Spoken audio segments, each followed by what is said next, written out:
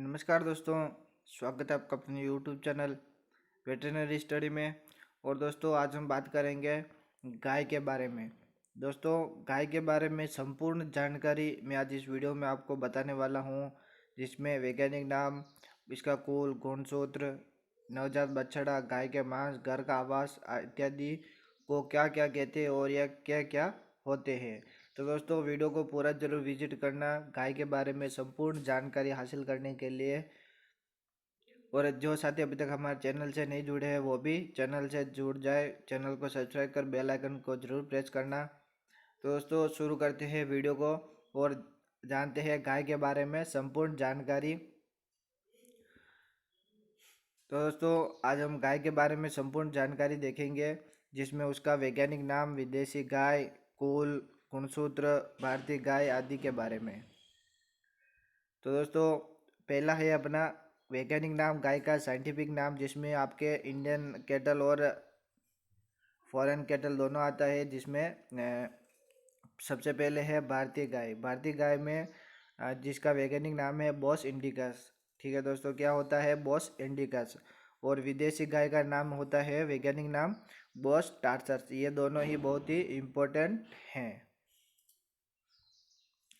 और जो इसका गाय कैटल का जो कुल है काऊ का, वो है बोविडी। क्या है? बोविडी इसका कुल होता है। और इसके बाद जो इसमें गुणसूत्रों की संख्या जो होती है वो 2n60 होती है। कितनी होती है? 2n60। ये बहुत ही इम्पोर्टेंट सवाल है कि गाय के जो गुणसूत्र है, क्रोमोसोम्स है, उसमें कितनी संख्या होती है। तो उसमें 2n60 होती है।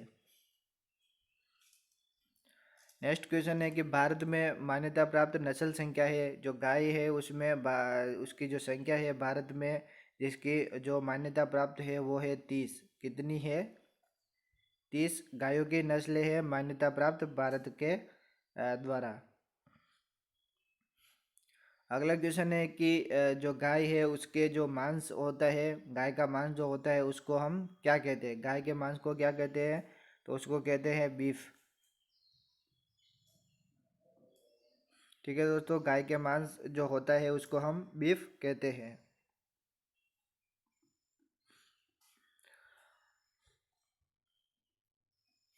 और जो इसका जो बच्चा होता है, बच्चे को जन्म पर कहते हैं। जो इसका बच्चा होता है, बछड़ा या बछड़ी, जिसको हम काफ कहते हैं। ठीक है दोस्तों, क्या कहते हैं? काफ। जो बछड़ा या बछड़ी होती है, न्यू बॉर्न जो होता है, उसको हम काफ कहते हैं।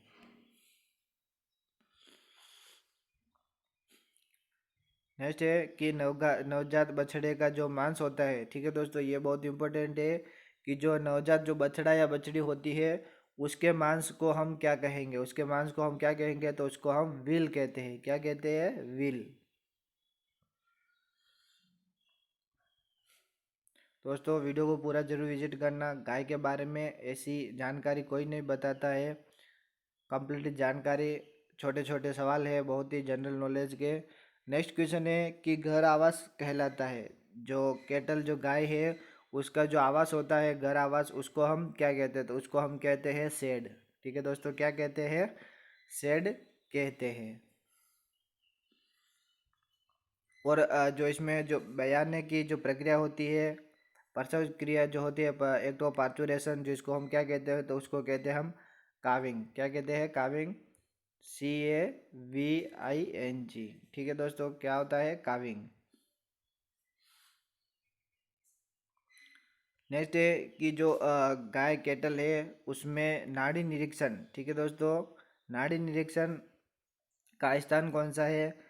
तो वो है पूंछ की कोक्सीजियल धमनी। ठीक है दोस्तों, नाड़ी दर कहाँ से लेते हैं? नाड़ी निरीक्षण कहाँ से करते हैं? पूंछ की जो कोक्सीजियल धमनी होती है, आर्टरी, वहाँ से। अगला है कि इसमें जो मध्यकाल है, जब गाय कैटल कितने देर तक हीट में रहती है, तो इसका जो मध्यकाल है वो है 12 से 24 घंटे, जिसके अंतर्गत हम एआई करते हैं। क्या करते हैं? इसमें एआई करते हैं 12 से 24 घंटे के अंदर, AM PM रूट से।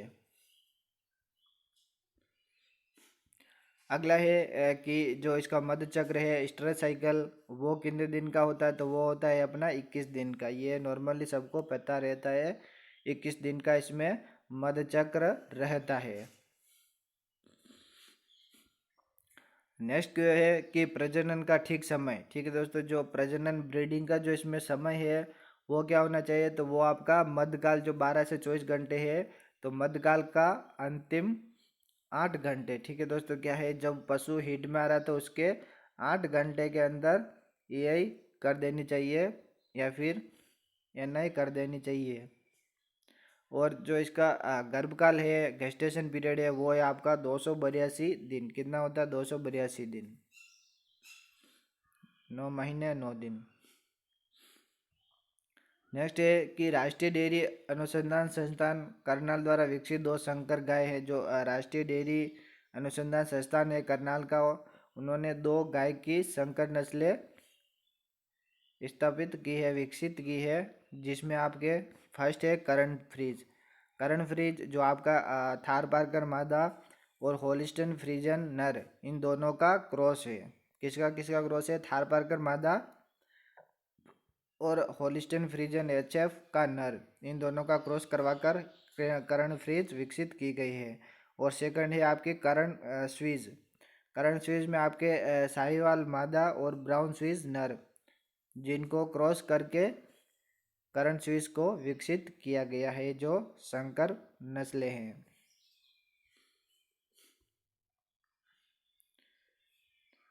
नेक्स्ट है कि भारत में विश्व की 16% गाय व सर्वाधिक गाय पश्चिम बंगाल में 1.91 करोड़ पशु गणना 2019 के अनुसार। जो भारत है उसमें विश्व की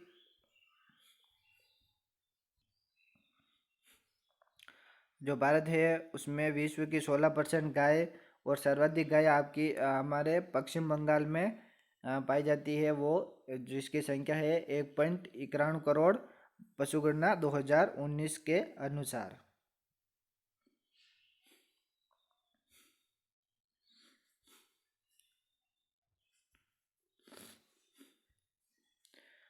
नेक्स्ट है कि राजस्थान में, ठीक है दोस्तों, वो पहले आपके भारत में था, विश्व में भारत का, ठीक है।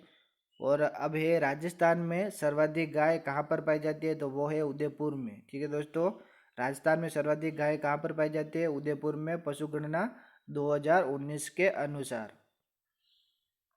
नेक्स्ट है कि भारत में कुल गोवंश, ठीक है दोस्तों, कितना कि कुल गोवंश की संख्या कितनी है, तो वो है 19.34 करोड़ पशुगणना 2019 के अनुसार। कितनी है, 19.34 करोड़। और राजस्थान में गायों की संख्या कितनी है, तो राजस्थान में 1.39 करोड़ पशुगणना 2019 के अनुसार 1.39 करोड़ संख्या है राजस्थान में गायों की। अगला है कि भारत में पाए जाने वाला सर्वाधिक पशु कौन सा है। ठीक है दोस्तों, भारत में सर्वाधिक पाए जाने वाला पशु कौन सा है, तो वो है केटल। गाय सबसे ज़्यादा पाई जाती है भारत में। और विश्व में पाए जाने वाला सर्वाधिक पशु भी गाय ही है। भारत में और विश्व में दोनों में ही सर्वाधिक पशु पाए जाते हैं गाय के। नेक्स्ट है कि भारत का विश्व में गाय संख्या में स्थान है। विश्व में भारत का कौन सा स्थान है, तो वो है दूसरा, और प्रथम स्थान रखता है ब्राजील गायों की संख्या में, और भारत का है दूसरा स्थान। अब जो विदेशी नस्लों का प्रमुख लक्षण और भारतीय नस्लों का जो प्रमुख लक्षण, प्रमुख विशेषता है, लक्षण है, वो है कि विदेशी नस्लों में कुबड़ नहीं पाया जाता, कुबड़ रहित होती है गाय। ठीक है दोस्तों, क्या लक्षण हो उसके, मुख्यतः कुबड़ रहित होना। और भारतीय गायों में जो देसी नस्लें होती है उसमें कुबड़ पाया जाता है। जो कुबड़ होता है वो हम्प पाया जाता है।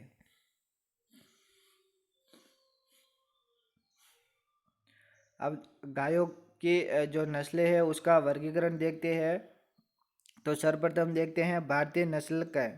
भारतीय नस्ल में आपके गाय की दुधारू नस्ल, भारवाहक और भारतीय गाय जो द्वितीय प्रजननीय दोनों काम में आती है। इस प्रकार से 3 भागों में विभक्त किया गया है, वर्गीकरण किया गया है, जिसमें आपके गाय के दुधारू नस्लों में भारतीय नस्लों में सिंधी, साहिवाल, गिर, राठी, देवनी, ये पांचों ही दूध की नस्लें हैं, बहुत ही इम्पोर्टेंट है जो आप दूध के लिए रख सकते हैं।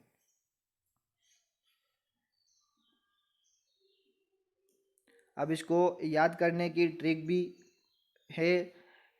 कैसे याद करें कि शीशा गिरा दे, जो जो शीशा है उसको गिरा दे, जिसे आपका बनता है सी से सिंधी, सा से साहिवाल, गी से गिर, रा से राठी और दे से देवनी। ये आपका बहुत ही सिंपल ट्रिक है इसको याद करने का, शीशा गिरा दे।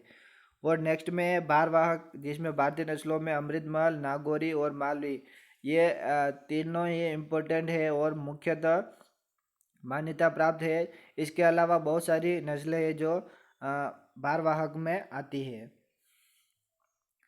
अगली है कि जो भारत की द्विप्रयोजनीय नस्लें हैं जो दोनों के लिए काम में ले सकते हैं, उसमें आपके थारपारकर, हरियाणा, काकरेज और मेवाती और राठी, ये भी इसी में आती है द्विप्रयोजनीय नस्लों में।